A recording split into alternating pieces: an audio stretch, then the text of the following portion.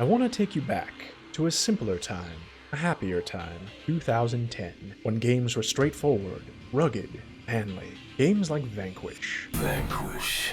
You play as Sam Gideon, chain-smoking, tough-talking pseudo-Iron Man, on a mission to save America from space Russians. They've taken over an orbital space colony that, for some reason, is also a Death Star, and microwaved San Francisco, perhaps in an attempt to vaporize the homeless. In response, Sam, agent of DARPA, gets called into action and deployed to the front lines by a video game writer with a very loose understanding of American institutions. Here's a hint: the R in DARPA stands for research, as in, you know, engineers and scientists. Nerds. The opposite of this. Anyway, you won't be going alone. Colonel Beardsley McGruffvoice and his crew will stick with you through thick and thin, even if they don't appreciate your slick DARPA ways. The Marines are rough, no-nonsense types, while DARPA pansies get to smoke and wear miniskirts. Standing there in your slick new white suit, you are the shiny new iPhone to their coarse utilitarian android. Not even scratched. No, speaking of androids, you're going to be seeing a lot of them, but I'm getting ahead of myself. You also get a blonde lady helping you out remotely, a sort of oracle to your Batman. Except better, since she actually has working legs. I know this because the game will show them to you, often. Okay, off you go, on a mission that starts out as Space D-Day and only escalates from there. Vanquish is kinda like Homer's Odyssey, if instead of sailing to different islands, you're roaming a space station looking for bigger and bigger stuff to blow up. And hoo boy does Vanquish have a lot of stuff to blow up. Small robots, big robots, giant robots, robot tanks, robot snipers, robot spiders. The Russians really love their robots, it seems. Maybe they don't have a lot of manpower in the future.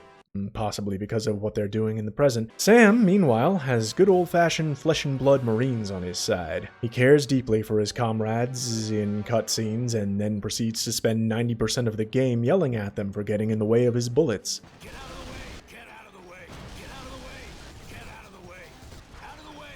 In all fairness, soaking up bullets is mostly what they're useful for. You're gonna have to do most of the dirty work yourself. But you've got all the firepower you need to carry the team. You can juggle up to 3 guns at once and find anything you need on the go. There's weapons in every crate, crevice, and couch cushion along the way. What really gives you the edge, though, is mobility. Your DARPA-issued rocket boots let you cruise around the battlefield like a guided missile on legs, flanking, ducking in and out of cover, grabbing ammo, hitting conveniently glowing weak spots. It's here I should probably mention that this is a Platinum game, makers of Nier Automata and Bayonetta. I thought those leggy animations looked familiar. Platinum does things a little differently from the rest, and thank goodness, because this is a game changer. This should have been standard kit in every shooter going forward from here. Now every time I'm running and gunning in a different game, I'm gonna wonder why I'm sprinting with my regular legs like a chump. That's not the only trick in Sam's book, though. It is said that in the moments before death, learn who you truly are, and Sam, apparently, is Max Payne. Slowing time to a crawl when you're in a critical situation lets you pop some heads at your leisure. All in all, good stuff. The gameplay is awesome enough to make up for the story, which is kind of a train wreck,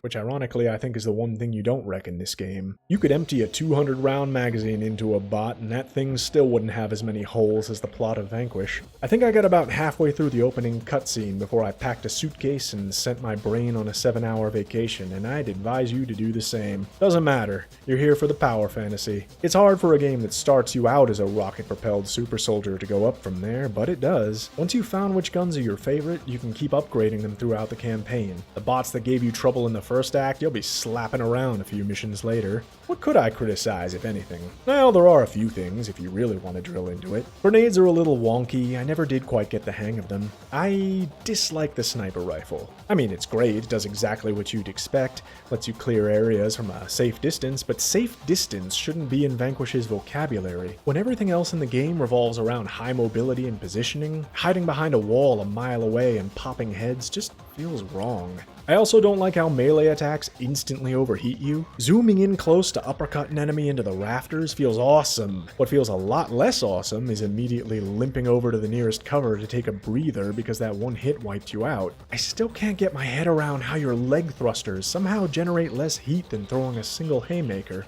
Little gripes aside, solid game. Wish I had played it earlier for sure. As the credits rolled, a few questions came to mind. Why didn't they never make a sequel? Why didn't other games adopt these mechanics? Put rocket boots in everything, damn it. I'd put rocket boots in Minecraft if it was up to me. Screw your immersion. Some modder's probably done that already, actually. Why don't we get more cool heroes who smoke? You don't see that so much anymore. I feel like that went out of style. We may never get the answers, but what I do know is that Vanquish is pretty awesome. You should probably play it sometime if you haven't already.